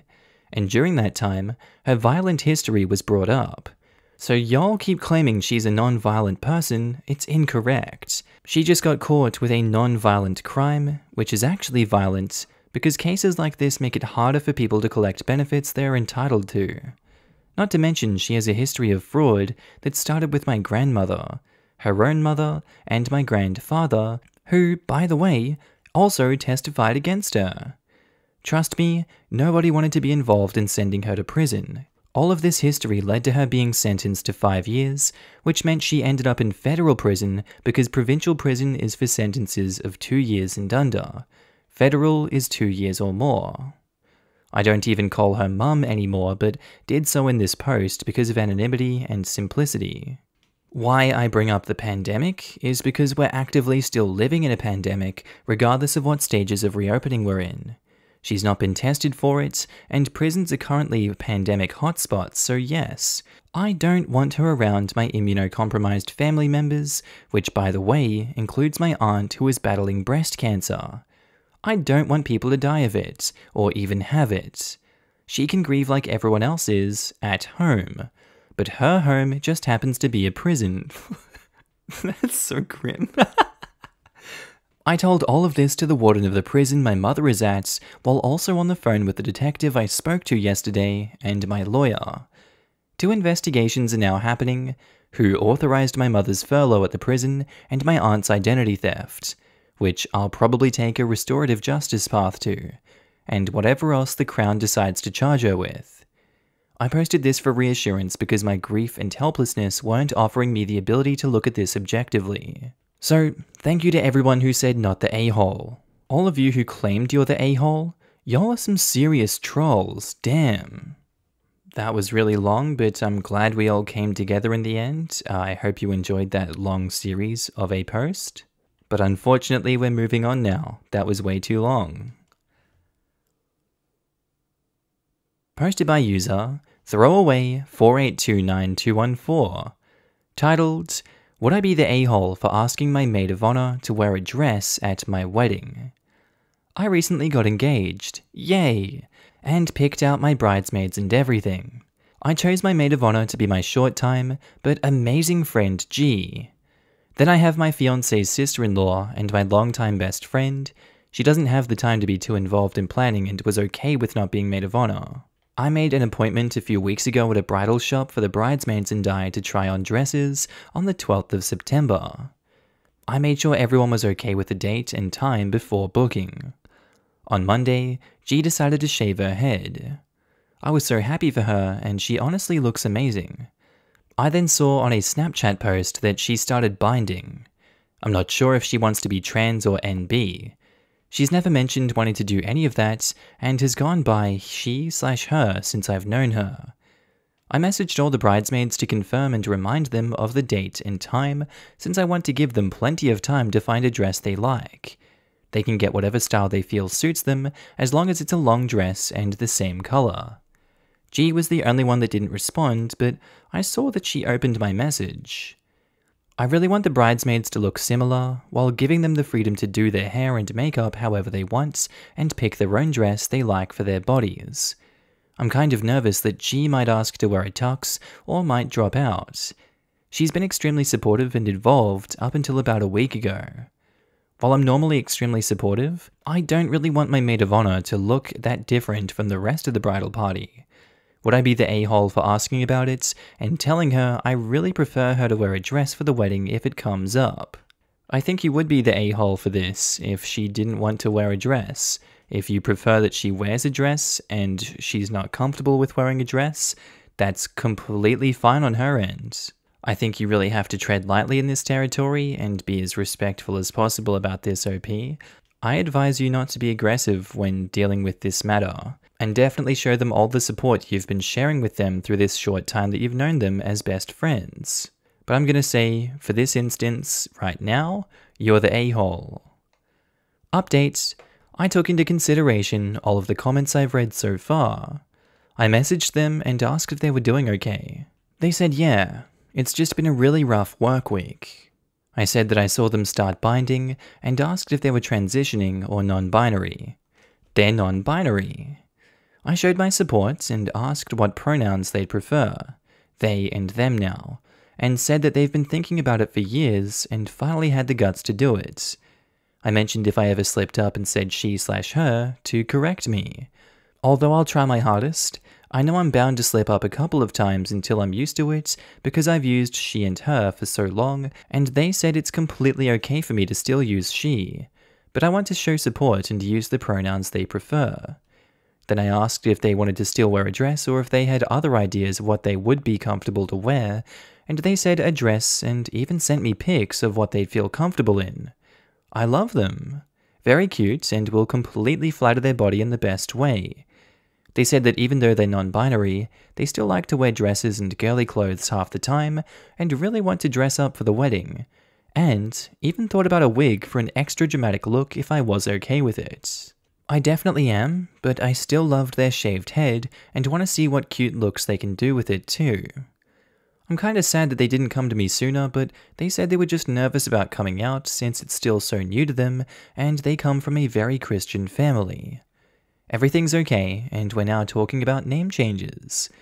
I did bring up the tux, and they said they wouldn't be comfortable in that for a wedding, but I thought they're always welcome to change their mind if they find one that matches. Your edit made me so happy, OP. You're awesome and clearly do walk the walk regarding respecting your friends' choices. Thank you for the update. I'm gonna go with no a-holes here. It's your wedding, and it's reasonable to ask your maid of honor to wear a dress, but the other person wouldn't be an a-hole for saying no. I was about to say you're the a-hole because it seemed like you cared more about the idea of them looking the same, more than checking on what your friend would be comfortable wearing. To answer your specific question, if you were just gonna say, how about a dress, smiley face, then you're the a-hole. Your update shows that you handled it well though. No a-holes here. Just reading your edits, I really don't think there are any a-holes to be found. I'm glad you both were able to figure it out, and congrats on the wedding. I hope it all goes well. Posted by user throwaway003470. Titled, Am I the a-hole for making my fiancée choose between me and her son? This sounds terrible, but please let me explain. I, 36 male, have been dating my fiancée, 38 female, for 2 years, and we're planning on getting married at the end of December. She has a 12-year-old son who can't even stand the sight of me. His mum has full custody and is currently banning his grandmother, ex-husband's mother, from seeing him. He hid important work documents that took months of work, which affected my colleagues as well, and he had access to my passport and destroyed it. He broke my late son's scooter, which I gifted to him on his birthday. He knew how much it meant to me, but he did it on purpose. He also constantly breaks new stuff I bring to the house just because he knew I bought it. Now he's doing the same with my medication.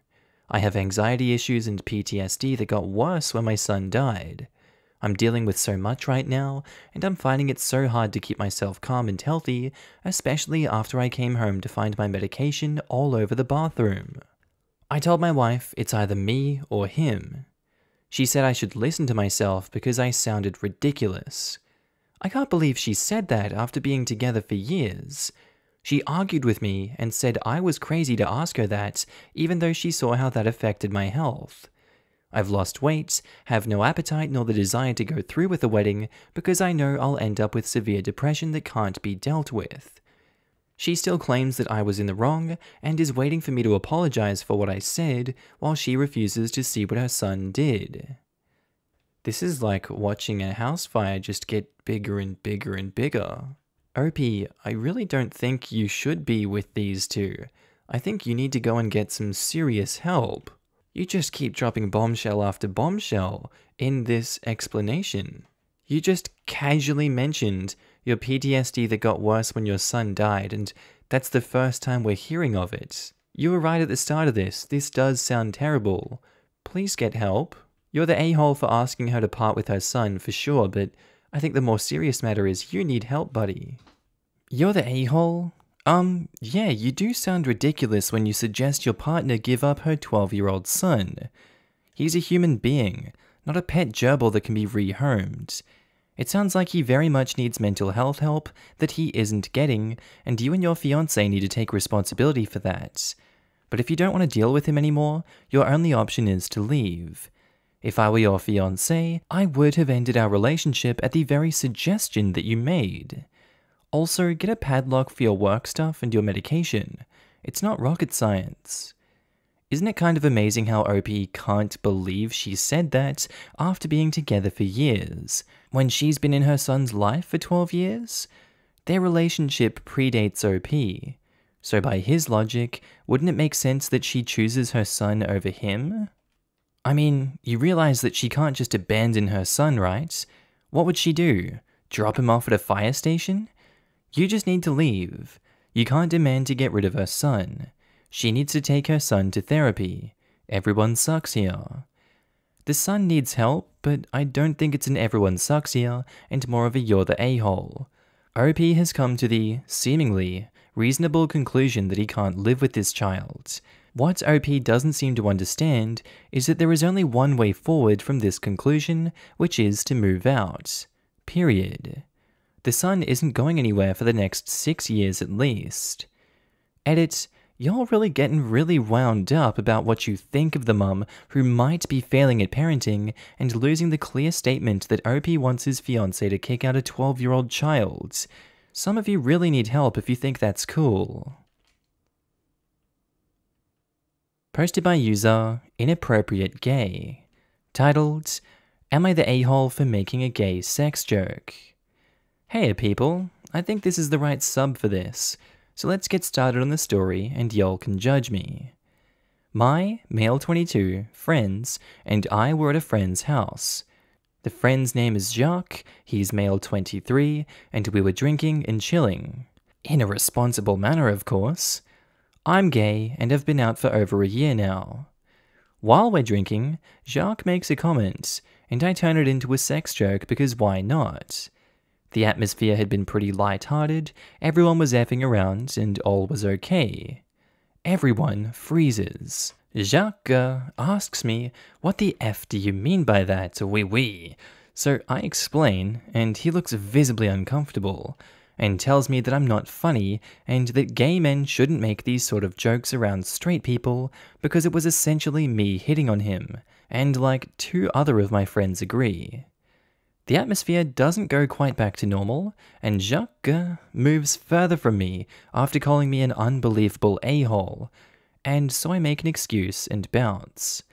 Razor, my best friend, who's gay and has been out for longer than I have, thinks that they are overly sensitive, and he followed me immediately when I left, and said some choice words about Jacques and the 2 friends who defended him. I don't know how to feel. When I was younger, I had issues with boundaries, so maybe I did transgress some, and Jacques told me that unless I apologize for making him uncomfortable, I'm not welcome in. So what do y'all think? Am I the a-hole for making a gay sex joke around a group of mostly straight people? Edit. He said, bottoms up, and I stood up. It's a good one. I like it. Edit 2. Over 3,000 people now know I'm a bottom. Thank you, Reddit. And edit 3. To clarify something, I wasn't the first person who made a sex joke. Others were made. How do you take that as hitting on him? I genuinely don't understand. Unless he started giving you the sex eyes and winky 1, 2, 3, get on me because I'm a bottom. I really don't see how you put 1 and 0 together here and make 3 OP. It really doesn't make sense to me. Sorry, I meant the friend, not OP. So, in conclusion, you're not the a-hole for making the gay sex joke. He's just being sensitive, that's all it is. Not the a-hole? Once I saw what the joke was, that is incredibly tame, and their reaction is a bit homophobic. I'd say more than a bit, and especially if Jacques is still holding firm on this and not dropping the issue, which shouldn't have been an issue to begin with. I guess he just assumes that every gay guy wants to be with him or something. Not the a-hole. The joke you made is obviously about you, not him, and that in no way is hitting on him, so he's definitely being an a-hole and a lot homophobic. That joke is not even a joke that applies only to gay people. Also, what weird reasoning he gives for taking offense. Is every sex joke his friend makes an attempt to hit on any woman around him, presuming he's straight? I'm betting not. Those friends are being straight up homophobic. Yes, and that's exactly why he's offended. Homophobic men are afraid that gay men will hit on them the way that they hit on women. Posted by user NervousGrab6251. Titled, Am I the a-hole for replacing room keys for $2 to avoid a $250 fee in our housing units? So I live in a housing unit/dorm just outside of our college. It's not affiliated and is run by a third-party company. It's a bit average, but it's a nice place to live and is a bit cheaper than living on campus. The problem is our room keys. We use cards with magnetic strips on the back, like you would find in a motel. Most of these cards are between 3 and 6 years old and in terrible condition. When you move in, you get given cards from the last people in that room, and if you're lucky, you have minimal problems. But this is the minority more than the majority. If you want a replacement card for any reason, you are charged $250. Lost, damaged, or just not working. It's $250. Most people just make sure they come and go during office hours, so the RA can let them in if their card doesn't work, or people just share within a room as they might have one working card between 4 people. This doesn't really work for me because I work until 4 AM most nights. So if my card doesn't work, I have to sleep in my car until someone can let me into the building at 8 AM. Recently, my card stopped working altogether. It wouldn't swipe in at all. The office staff told me it would be $250 despite the card being around since the beginning of time, which is clear because you can't even read the name of the company that was once printed on it. No exceptions. Now, this sucks because I, like most people here, don't just have a spare $250 for a card. So I did a bit of research. A card with a mag strip doesn't have a lot of security on it. So I purchased an $85 card reader/writer from Amazon and had it sent to me overnight. The next day, I borrowed a roommate's card and cloned it onto a new blank card. The machine came with 20 and it worked amazingly. Problem solved. Of course, my roommates heard about this, so I cloned all of their broken, worn cards onto new ones, and we just threw the old ones out into the office Dropbox. This spread like wildfire, and when everyone started coming back after the pandemic restrictions, I was the go-to person for card replacements. I charged $2 for the card, $1 to help me pay off the machine, and $1 for the blank card, and then just threw the damaged cards in the office Dropbox as well. The building administration caught on after I had done about 50 cards and asked to speak with me. They gave me a massive lecture on how I was depriving them of much needed income during a pandemic and that it was a security issue that I was cloning cards, and said I need to stop what I was doing and they will be the only people who can provide cards. I thought I was doing something good and helping people who couldn't afford the replacements, but the lecture the administrators gave me got me thinking that I may be the a-hole, as they're pretty good to us otherwise. There is no universe you can convince me that $200 for a piece of plastic with a magnetic strip in it is a reasonable and justifiable price. Oh no, we couldn't scam $12,500 off these people just to replace their cards.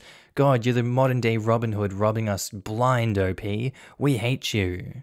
I can completely see where they're coming from with the security issue about cloning cards, but it's completely not justifiable to be charging as much as they are, and it was inevitable that something like this was going to come up. It just so happened that it came up now, and OP is getting dealt with. Maybe they should lower their prices, but for that, you're not the a-hole, OP. They're the a-holes here. The fact they're not replacing cards at the beginning of a lease and using card replacement as a form of income shows you are not the a-hole. If they replaced the cards at the beginning of a lease and then had the replacement charge as a way to discourage loss or theft, then you would have been the a-hole. Yeah, for me, it's definitely that they don't give new keys at the beginning of a new lease. That's pretty screwed. Even hotels give you a new key basically every time. Not really, we reuse keycards, but we also don't charge $250 to replace them either. Hotels won't give you a keycard that is not in like-new condition, OP is not the a-hole, landlord is. That, and you can get a replacement just by asking the front desk. Takes a few seconds and is completely free. $250 is robbery for magnetic cards. I'm no lawyer, but that doesn't even sound legal. Cards like that are supposed to be disposable and easily replaceable. You put it next to your phone, bam, dead. Next to a magnet in your wallet, boom, dead. Not the a-hole, and you need to look into that more. You're still paying rent, right? Then they are making money. Pandemic my ass. My apartment complex uses them, as we have a gate that you have to use the card to get into after hours. Plus, you have to use it for the pool, exercise room, and they only charge you $10 if you lose the card. If it quits working, they replace it for free. Posted by user, throwaway63638, titled, Am I the a-hole for kicking my mother out of my recently inherited house after she called me disgusting? For a little background, I inherited a small house from my late aunt last month after she passed away. I started living there about 3 months ago after I recently turned 18 and started college. My mother thought that it was a good idea to live with me to take care of me since I just broke up with my girlfriend and I'm still studying. Since she cooked for me, it worked out fine. However, I have a habit of sleeping naked at night. She noticed this after she entered my room once and called me disgusting. If I were a boy, I can understand that it would make her uncomfortable, but I'm a woman too. I just shrugged off the comments, but she made a habit of calling my body gross and that no man will ever want an exhibitionist, which is funny since I'm a lesbian. She enters my room just to tell me I'm disgusting. She even makes gagging sounds.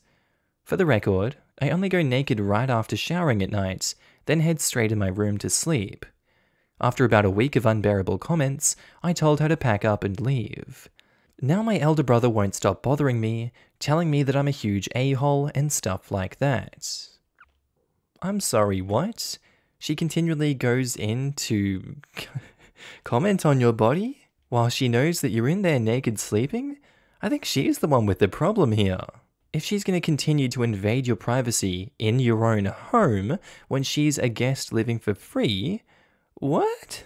I really just can't comprehend why she continues to do this. She's got some serious screws loose, and good on you for kicking her out. There's a lot of people that would try to work those things out, but you just went straight for the jugular and got that pathetic toxic woman straight out of your life. I wouldn't be inclined to call her that if she had apologized or showed remorse, but at this point she's not showing any of those, so I have no qualms about calling her that. Keep doing UOP, screw the elderly brother for agreeing with her. You're not the a-hole in this situation. Not the a-hole. It's your house, not your mother's house. You deserve to feel at home there. And I don't understand her issue with being naked. I also wouldn't understand it if you were a guy. Exactly. The mother is toxic and creepy. She's purposely walking into the room just to body shame OP, not the a-hole. It's so bizarre to me that a mother would find their own child's body disgusting at any age. She presumably saw OP naked a million times when they were little. Wait, is mum a never nude? Do I dare ask what a never nude is? Do they bathe with their clothes on? It's a joke from the TV series Arrested Development. One character identifies as a never nude, and yes, he showers in jean shorts. Not the a-hole. Sleeping naked is very good for the quality of sleep and to let your delicate areas breathe. Ask your mother why she's so interested in watching you naked if that disgusts her. You know, by not entering your private room while she knows you're naked. Call her peeping Tam and see if she persists. Not the a-hole. She doesn't need to enter your room if she doesn't want to see your gross body. Don't think I need to mention the common sense thing like your body, your house, your life, and so on. Just in time to end this toxic behavior, your older brother should take her. Winky face. Maybe that's the reason the brother is complaining. He's the one that has to live with this woman and wants OP to take her back. Okay, and I think that's where we're going to end today's episode, guys. As always, I do hope you enjoyed it, and maybe even learned something from these stories. Just want to say a quick shout out to my Patreon subscribers and my channel members. You guys should be on the screen right now. If you do see yourself, I want you to give yourself a little pat on the back for being amazing and supporting me on this channel, this little journey we're going on the YouTubes. I really appreciate it, and you guys enabled me to do all this amazing work. So if you do see yourself, I love your face and I'm happy to see you. Also guys, if you want to pitch in your own support, you don't have to, but channel links are down in the description below to support the Patreon, the channel membership, whatever you want to do. It's kind of like tipping me if you feel like I'm doing a good job on this channel. I will be opening up avenues for content on those in the future. Just right now I'm kind of bogged down and stuck in Ireland, but you know, it is what it is. Anyway guys, with that said, I do hope you have a wonderful day today. Whatever you're up to, I'd love to know down in the comments below. I do hope you have a good day, night, sleep. Whatever you're up to today, tell me, and I'll see you in the next episode, guys. Bye.